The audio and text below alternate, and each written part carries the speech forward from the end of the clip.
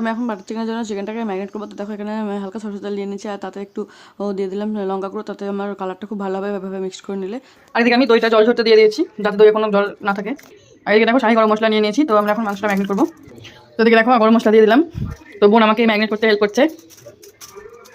দেখো গরম মশলা দিয়ে দিলাম। তারপর আমি যে কাশ্মীরি লঙ্কাটা তেল দিয়ে মিক্স করে রেখেছিলাম ওটা দিয়ে দিলাম।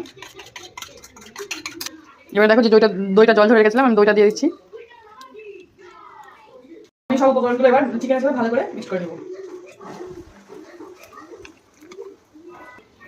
আর হ্যাঁ, আমি এতে একটু আদা রসুনের পেস্টও দিয়েছি। ভালো করে মিক্স করে নিয়েছি। এবার আমি হলুদ দিয়ে দেবো। তো হলুদটা দিয়ে আবার ভালো করে হলুদটা মিক্স করে নেব। তো যেহেতু আমরা পুরো রেসিপিটা রান্নাটা বাটার দিয়ে হবে, তো এখানে আমি অল্প পরিমাণ বাটার দেবো। তো আমি একটু সামান্য বাটার দিয়ে দিলাম। এবার আমি এটা ভালো করে 10 মিনিটের জন্য ঢাকা দিয়ে রেখে দেবো। তো দেখো আমি রেখে দিলাম।